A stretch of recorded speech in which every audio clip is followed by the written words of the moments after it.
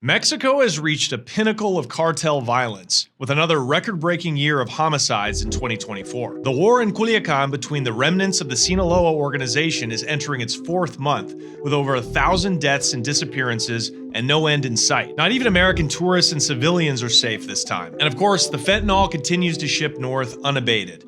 But now that Donald Trump is president again, he's threatening to rain hell on these cartels. In fact, as of this recording, he just passed an executive order declaring them terrorist organizations. And he's threatening Mexico not only with economic sanctions, he actually wants to send military forces into northern Mexico to decapitate the command of these organizations. But is this realistic? To me, it flies in the face of everything I've learned about the nature of Mexican criminal groups and the way the narcotics business has evolved since the era of the super cartels and the mythic drug lords who headed them. Let's have a look. And before we get started, if you could be a mensch and leave a like and a comment on this video and subscribe to the channel if you have not already, I would greatly appreciate it.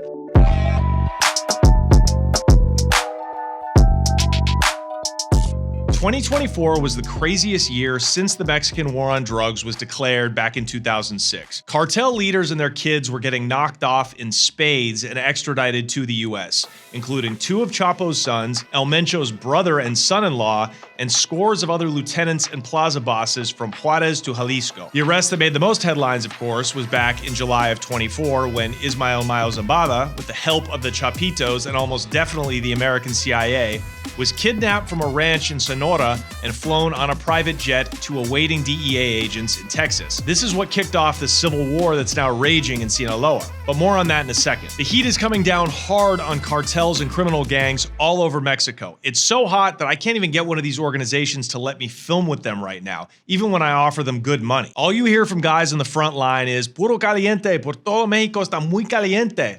Everyone is bunkered down, waiting for the bullets to stop flying. The question is why? Why this crackdown and why now? Why did the Mexican government all of a sudden take an interest in crime fighting? Have they actually become less corrupt? Yes and no. I do think on some level the violence has gotten so out of control in Mexico that the social contract that has long been held between ordinary citizens and the cartels who rule over their territory is starting to break down. And civilians are increasingly demanding that law enforcement intervene on their behalf to stop cartel crime. That's a complete paradigm shift in Mexican culture, by the way. For literally the last 200 years, the government and the police were viewed as the enemies of the people, and the outlaws and the bandits were seen as the good guys, the Robin Hoods who protected the civilians, doled out charity, and provided employment. Now don't get me wrong, Mexican criminal organizations still employ a of people. According to a 2023 study, Mexican organized crime has about 175,000 people working for it, which makes it the 5th largest employer in the country. However, these jobs don't have a lot of job security, obviously, and the benefits are even worse. Check out this clip from a past podcast we did with our friend Ali Gonzalez, who told us what cartel sicarios who fight and die to protect drug shipments earn on a monthly basis. How much were they paying you at the time? Bro, you don't even want to know. Yeah, I do, but it's going to hurt. It's going to hurt a lot. 3,500 pesos. A month? Quincenales. Every 15 days. Bro. Okay, so they're paying you 7,000 pesos a month? 3,500, yeah. 7,000 pesos a month. Which comes to how many dollars? Bro, it's like probably like $400, $500, I think. So that's just more. That's probably just more than what you can make in the fields, right? Yeah, no. And in that moment, it was more than what you can make. Obviously, right now, a month everybody's making above 14,000. But in that time, yeah, obviously they adjust for inflation. Yeah, but yeah, they have to pay you a little more, or else people wouldn't do it. People won't do it because the minimum wage I think is like $7. In 2020, they told me it was $7 a day. Mm-hmm. So it's a little more than that, but it's not great money. No. That sucks. And it makes you wonder why anyone would choose to sign up in the first place. But there's still enough desperate poverty in rural Mexico that becoming a cartel soldier remains a better option than working in the fields. Side note, there is now some evidence of forced recruitment by Mexican criminal organizations, especially in the southern state of Chiapas on the Mexico-Guatemala border. Cartels have started to kidnap Central American migrants and force them to fight or to assist in their various rackets, especially human smuggling. But that aside, the point is not really how many people work for cartels. The real question is, what exactly is a cartel anymore? Well, we know now after doing this show and talking to many people involved directly with these organizations Mexican cartels are just armed paramilitary groups who make money by protecting drug shipments on behalf of drug traffickers. These armed organizations earn money by first taxing the local drug traffic in the territories they control, and then when it comes to the large drug shipments that get sent north to the border to be smuggled into America, they use violence and intimidation to force state politicians and law enforcement into allowing and assisting with this smuggling. There are many members of Mexican cartels who never see or sell the drugs that they're protecting, just like there are many Mexican drug traffickers who never touch a gun, pay off a politician, or kill a rival. In the old days, up until about 10 years ago when Chapo went down for good, most cartels kept both sides of their organization, the military branch and the drug trafficking branch, in-house under one umbrella, very much like the hierarchy of a mafia or a large company. But with the heat from the United States and Mexico coming down on them harder and harder every year, these hierarchies have now become almost completely decentralized. That 175,000 cartel employees that I told you about, that number is split between an estimated 198 armed criminal groups who operate throughout Mexico. You see, there's this big myth that the Sinaloa cartel and the Nuevo Jalisco cartel have some kind of omnipotent dominion over this gigantic-ass country that is Mexico, and they have this, monopoly on all the underworld activities. But nothing could be further from the truth, especially not these days. Basically, the way it works is these local armed groups make alliances with the legacy cartels like Sinaloa and CJNJ, who grant them the rights to use their name and their brand while they conduct their criminal activities, in exchange for a cut of the profits. It's almost like a franchise. Aside from that, though, these smaller provincial groups operate freely in all kinds of different criminal rackets, not just drug trafficking. Far from it, actually. They're heavily involved in everything from oil theft from the state-run oil pipelines to local extortion of businesses,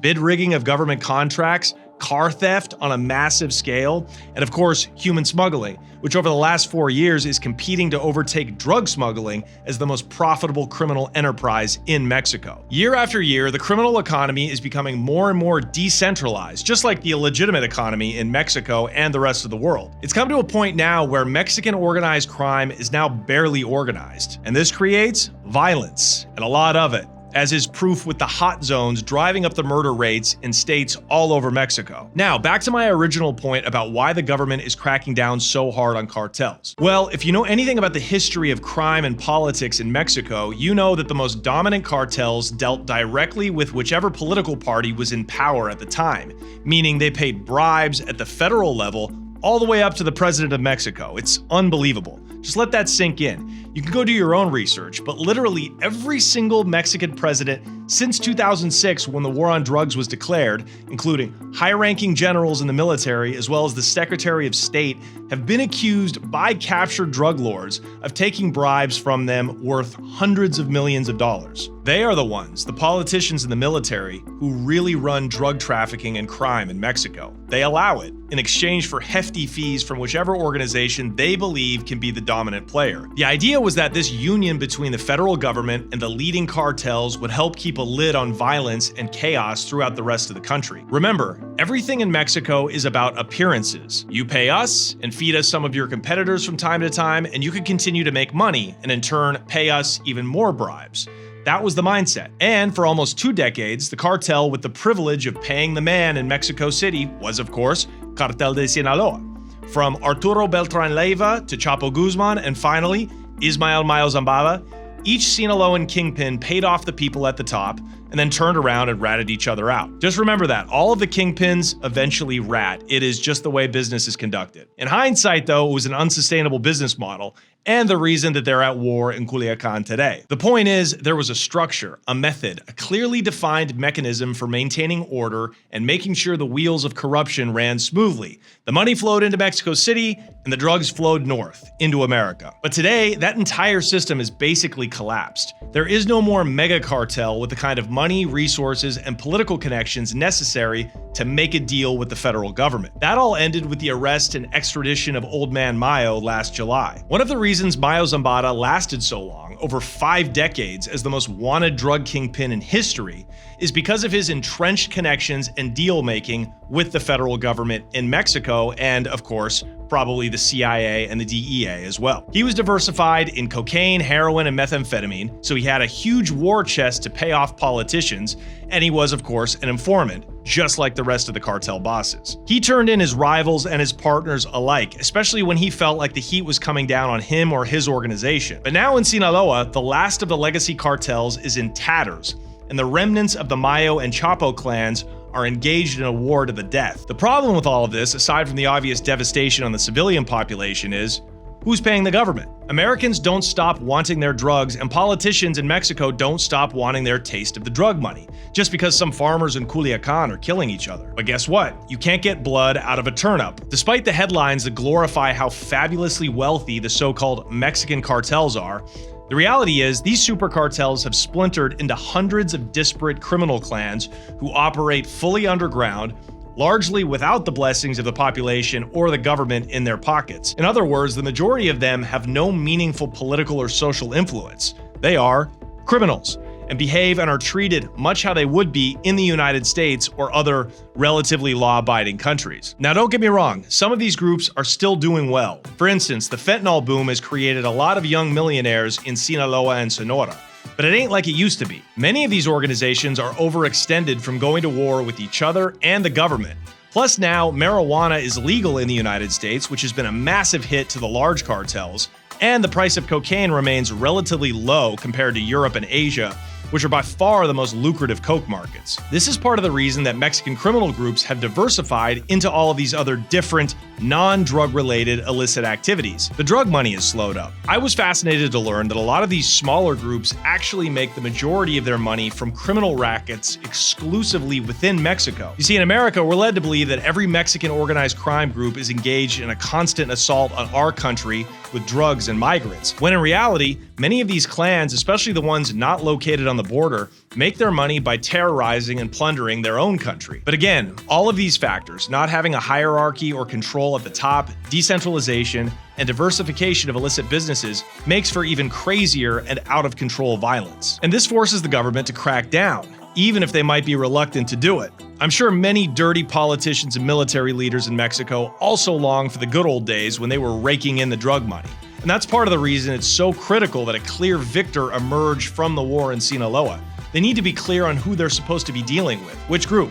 The Chapitos or the Maitos will be paying the piper. They want to get back to normal, whatever normal looks like in 2025. That's why in the streets of Culiacán, the military and the federales are standing by idly like referees in a soccer match, waiting for one team to finally finish off the other. So that was a fancy way of telling you that the money, or the lack of it, is one of the reasons for the Mexican government's recent assault on cartels. Secondly, Mexico is trying to modernize. They want to become the new manufacturing hub of the Western Hemisphere. They want to be the new China. It's a term political scientists call nearshoring.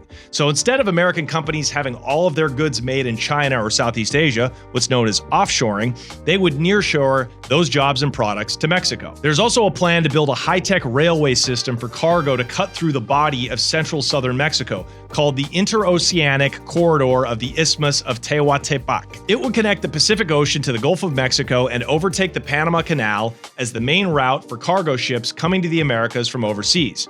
That would be a game changer for Mexico and pour billions of dollars into the economy every year. But they can't do this if they're on the news every night for being a lawless narco state. They need to clean up their image. Remember, in Mexico, it's all about appearances. But one of the main reasons, probably the reason, for Mexico's new aggressive policy towards crime and cartels is, of course, Big Daddy, the United States. Donald Trump is back in the White House. Absolutely wild.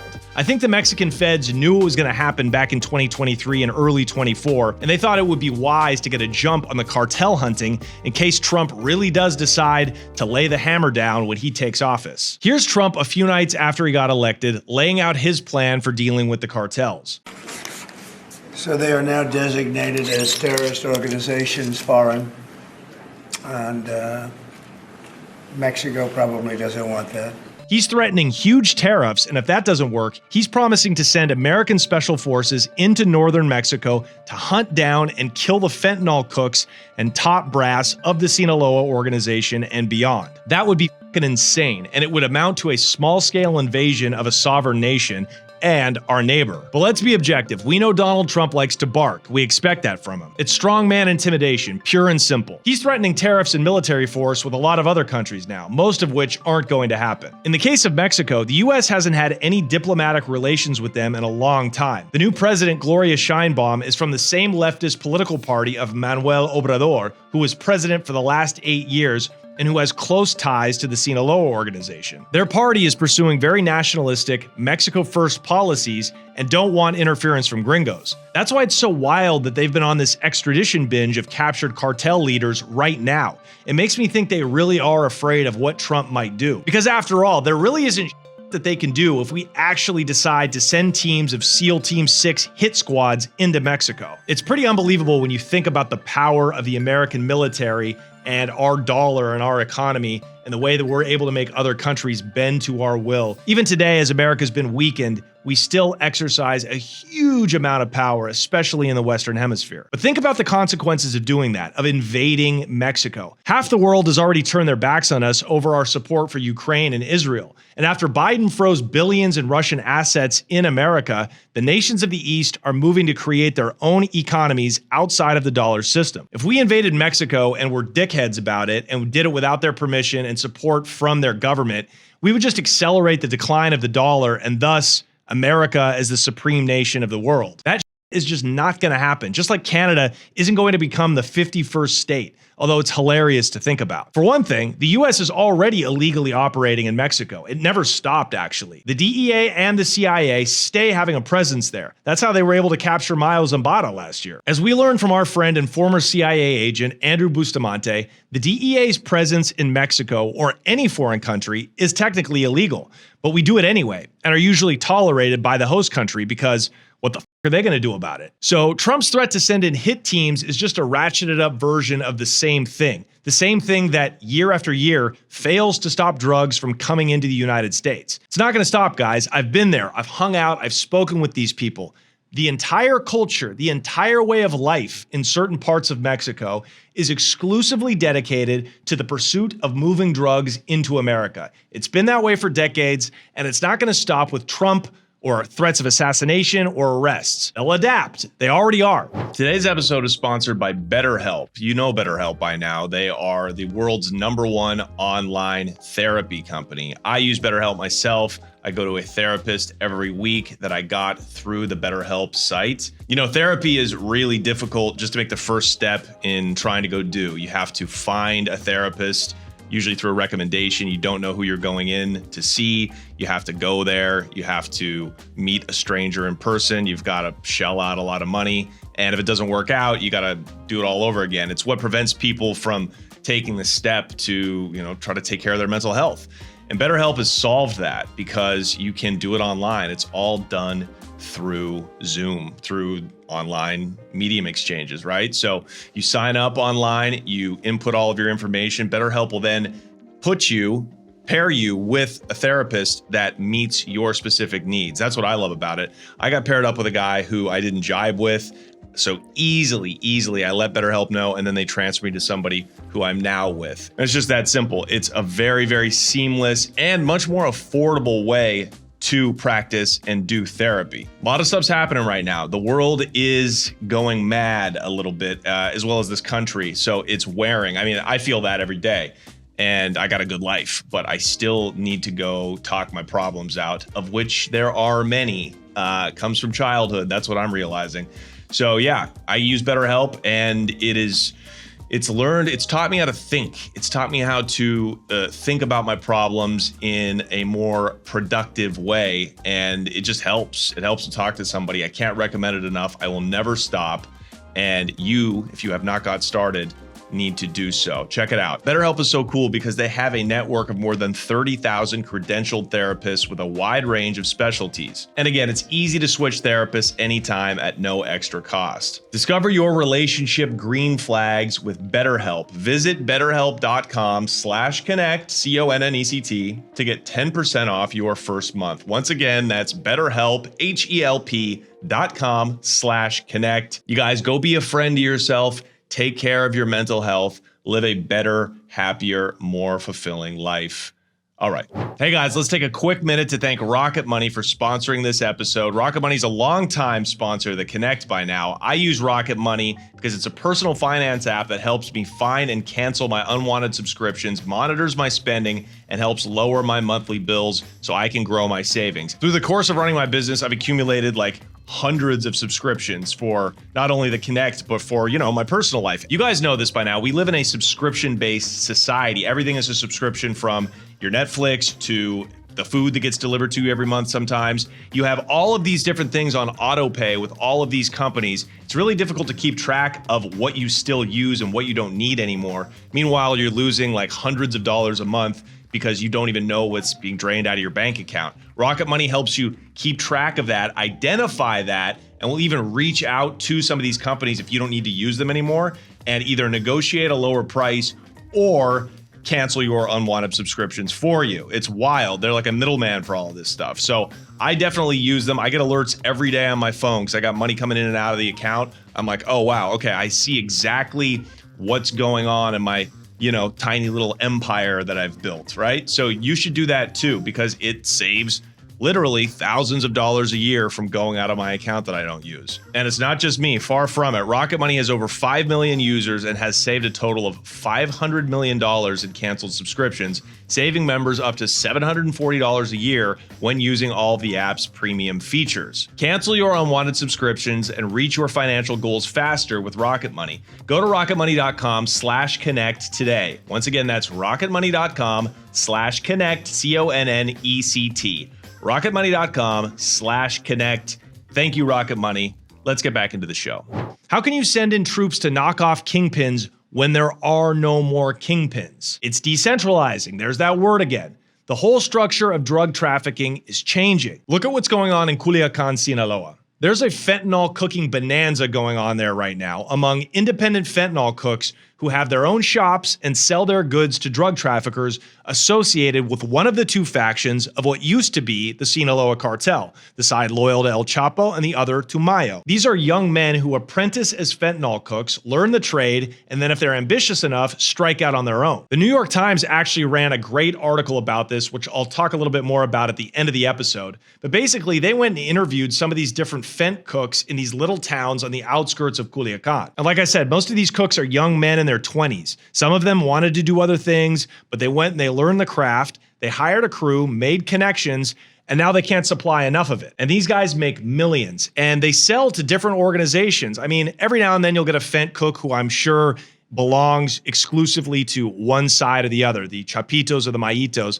But a lot of these guys will just supply whoever needs it. And therefore, they can't really be considered part of a cartel because there are thousands of these small little fent cooking operations going on all over northern Mexico. They sell fentanyl to these cartel guys who then hire out the transportation of said fentanyl to another set of independent operators, probably some business people who own trucking and logistics companies, who then move the product north until it reaches the border, where it is warehoused by another group of businessmen who own the warehouses until it is broken down and smuggled across the border by yet more independent operators who find and hire the drug mules willing to risk passing through American customs with the fentanyl in the traps of their cars or semi-trucks. The cartel is just the armed, organized entity who protect and facilitate this process by a mixture of murder, bribery, and intimidation. So you see what I mean? On every step of the chain, of the smuggling chain, from the fentanyl cooks all the way across the border to the cities and the junkies that consume it. It's all been decentralized, fractured into small different nodes or entities, right? The cartel is just the kind of overlord that protects that process. If I had to sum up what Mexican cartels are and what Mexican drug trafficking looks like, it is just that: an invisible, independent network of specialists. Cooks, transporters, smugglers, and distributors, working freely and based on the needs of supply and demand. In other words, the economy. And how the f*** are you supposed to assassinate an economy?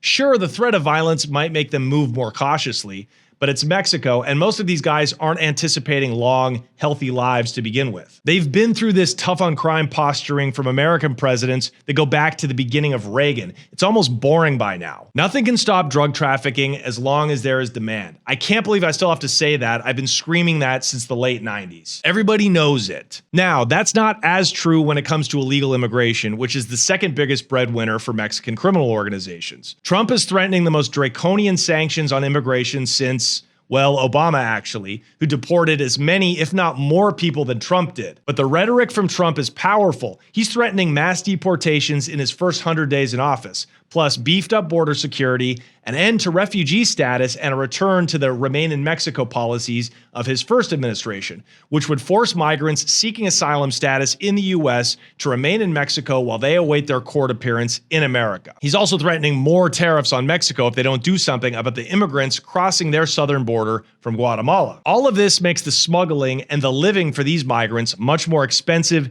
dangerous, and for many of them, not worth it. Of course, there will always be people desperate enough to try to enter the US illegally, no matter how hard we make it for them.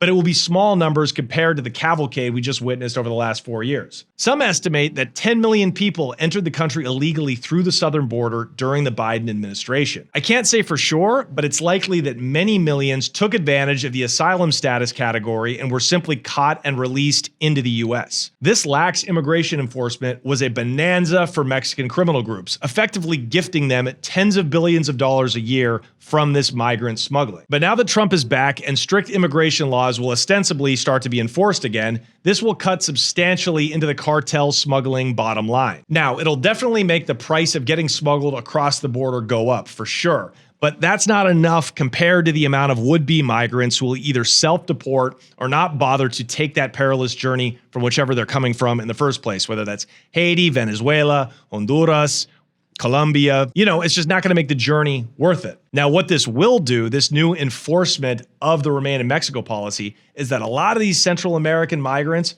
are going to remain in Mexico and become prey for Mexican criminal organizations. I mean, it's already happening, right? A lot of people spend all the money they have. It's quite sad. I mean, if a Venezuelan peasant puts together $10,000 to get smuggled and make that long-ass journey, cross the Darien Gap, go all the way up through Central America, through Mexico, probably endure crazy amounts of abuse. I mean, there's rape going on, there's kidnapping, there's, dying of hypothermia or heat stroke during the summer. I mean, there's all kinds of horrible things these people have to suffer just to get to the border, to be turned away. They're not going to have any other choice. They're not going to be able to go back to the country they came from. They're going to be stuck. So they're either going to try to cross the border, get caught and deported back to Mexico, or they're just going to stay in Mexico, and either some will get jobs at the maquiladoras if they're lucky enough to be in a place like Tijuana or El Paso where there's work. You can actually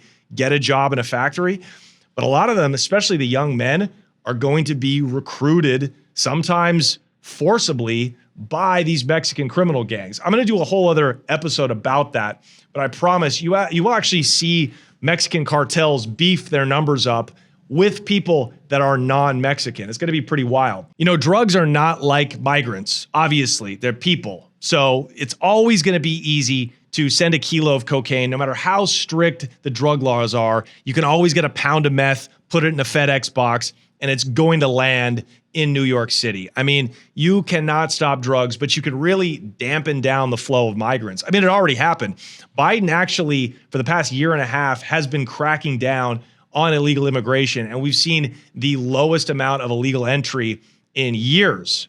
And of course, you know, Trump and the right wing wants to prop up and make him look really bad. But the reality is they've been cracking down for the last couple of years on immigration, and it works. The other thing I wanted to talk about is the fentanyl boom in Sinaloa going on. I said I was going to talk about that at the beginning of the video. This is what's so crazy to me about a place like Sinaloa and Culiacán. It is ground zero for drug trafficking in the Western Hemisphere, maybe the entire world, because the culture is dedicated to it. It's just been around for generations, 5 decades really, since they started to grow marijuana back in the 1960s. It is just very normal for young men to get involved in the drug trade. This is what this New York Times article was saying. You should go look it up. There is a fentanyl boom, and they've started to test fentanyl on bunny rabbits. I swear to God. Why? Good question. Because the fentanyl in the United States is becoming weaker. So you've probably seen, if you follow the headlines, that there's been a huge drop in fentanyl overdoses in the United States in the past year and a half. There's a lot of speculation to why that is, but probably a good reason for it is, one, the dope fiends, the fentanyl addicts, are becoming immune to it, right? There's growing some tolerance. But the other speculation is that fentanyl is not as strong as it was at the beginning of the boom back in 2015 through 2021. A lot of that could have to do with cracking down on some of the precursor chemicals that are coming from China. Whatever it is, these young men, these different fentanyl cooking organizations throughout Sinaloa and northern Mexico are starting to experiment with the drug. So what they'll do is they'll go buy a bunch of bunny rabbits, test a new fentanyl batch on them, and they say if the rabbits die right away, that's a good batch. It's kind of like a sick, twisted science experiment that these young fentanyl cooks are conducting. The point is, how can you stop that? How can Trump even imagine that sending in troops to eliminate a culture will stop drug trafficking? You can't, because if you take out one fentanyl cook, another one across the mountain 2 miles away will start up. So the whole point of the decentralization, the whole point of breaking down a hierarchical drug structure into these small independent nodes that operate with alliances, but they operate independently, that all happened in response to the government cracking down on them. The government going after the drug cartels in America and Mexico, it's kind of already happened. Look, you can't stop the tide of history. I think the thing that's working most against Mexican criminal organizations is development. It's not going to be Trump or anything America does. Mexico is on its way to becoming a major player on the world economic stage, right? I just mentioned that transcontinental highway that they want to build. I mean, that is huge. That's going to make Mexico richer than Panama with all that money they'll be able to get from taxing ships that are coming from Europe and Asia into the Americas. I mean, that'll be closer and more efficient. It's going to save everybody money. And yeah, it's going to make Mexico a wealthy country. Maybe not as much compared to the United States, but pretty close. So when that happens, you're just going to have less Mexican politicians that are going to want to accept drug money in the first place, right? You'll probably see the strengthening of institutions, and, little by little, and it might not be 10 years from now, it might take 50, 100 years, but by then drugs are going to be legal and taxable. So you're just going to see Mexico become richer, more law-abiding, and, it's going to turn these criminal groups into criminals. Because as it stands right now, they're still accepted somewhat by the society. It's entrenched. It's like the Italian mafia. Part of them is still looked at by the population like Robin Hoods. But I think this war in Culiacán right now, I think it's shredding that illusion. It was a long time coming. It was betrayal after betrayal after betrayal after betrayal. And something like that can't stand. That's a house of cards. Who will win the war? The Chapitos or the Maitos? I don't know. It really depends on who has the war chest, who has the numbers, and ultimately who can broker a deal with Mexico City, with the federal government, who can make those connections to say, hey, I will make sure the violence stops. I will make sure that the drug money is controlled by one organization, and we will start paying you guys off. I will make sure you get your taste. Those are probably going to be the people who emerge victorious. And the way that'll happen is two things: a lot of bloodshed. The citizens will become tired of it, and somebody will make that deal, and then the military, the Mexican military, who's very capable when they want to be, the Mexican Marines, will move in and they'll decapitate whoever is left on the losing side. That's probably how it will happen. But it's ugly down there. A lot of people are dying. A couple of YouTubers from Culiacán who are supposed to be civilians have ended up dead. So it's a really messy situation.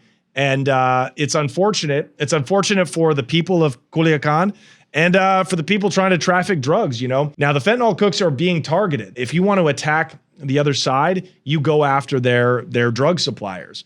So, look, it is messy now, but the future, in my opinion, looks bright for Mexico, because what this drug war is doing is exposing who the criminals are. And it's creating a clear line between law and order versus criminality. And I wanted to talk about this before I leave. As of this recording, January 21st, Mayo Zambada is now in a New York City courtroom making a deal with the United States government. That's what I mean when I say all kingpins become rats. Chapo did it. Beltran Leyva did it before him. On and on and on. They all give up information to save themselves. And that's because nobody wants to spend the rest of their lives in an American prison if they can avoid it. Unfortunately, Chapo couldn't, right? He didn't give up enough people quickly enough, and he had too much publicity. We can't let him go. We can't cut a deal at that point. It's bad press for us. But all Mexican cartels and their kingpins, their leaders, these are pampered guys. Like Mayo's lived free for 5 decades, and he's 78 years old and probably won't be around that long anyways. It's nothing for him to give up info on the other side, right? Especially because the guys who put him in prison, the guys who delivered him to the CIA, are 2 of Chapo's kids, who, by the way, are also making deals. So right now, there is a snitching boom going on amongst Mexican cartels. Don't get it twisted. Don't let anyone tell you anything different about loyalty. There is no loyalty, especially when it comes to these organizations. It's just business and save yourself. That's the reality. In my opinion, being one of these independent fentanyl cooks, drug suppliers, is the best position to be in, because you're not involved in politics. You're not killing people. You are with your drugs, but you're not holding a gun. You're not going to war for these guys who don't care about you. Fentanyl and drug trafficking in Mexico at large, whether it's cocaine, methamphetamine, marijuana, it's becoming like the drug trade is in the United States. How I operated during the weed boom of Northern California and Oregon during the mid-2000s. We were all independent operators who were supplying the U.S. market with this marijuana that was the best. And nobody was part of a cartel. We were all just people getting money.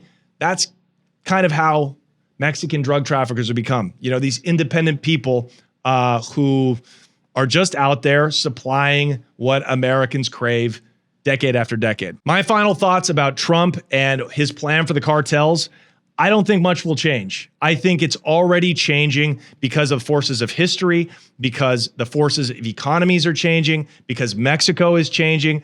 I think Trump is just there barking. He's just doing what politicians do. He's threatening. He's, fanning the flames of what Americans want to hear, whose children have died, have drug overdoses, right? He's just being a politician. I don't think much will change. I think they will absolutely keep incarcerating a lot of these fentanyl trafficking and drug trafficking groups. They'll keep giving them life sentences. But I don't think a lot will change in Culiacán, in Sinaloa, in the rural mountains of Mexico. They've been getting it for years, for decades, for generations, and they'll keep getting it as long as drugs are illegal in the United States, as long as Americans keep demanding it, All right, you guys, that's been today's episode. Thank you so much for watching. We are going to keep doing these topical videos every week. We want to keep you updated with the most current topical news pieces when it comes to narcos and the greater world of crime. Do me a favor, if you haven't subscribed to the channel, go hit that subscribe button, leave us a like and a comment, follow me on all socials. My name is Johnny Mitchell. You've been watching The Connect.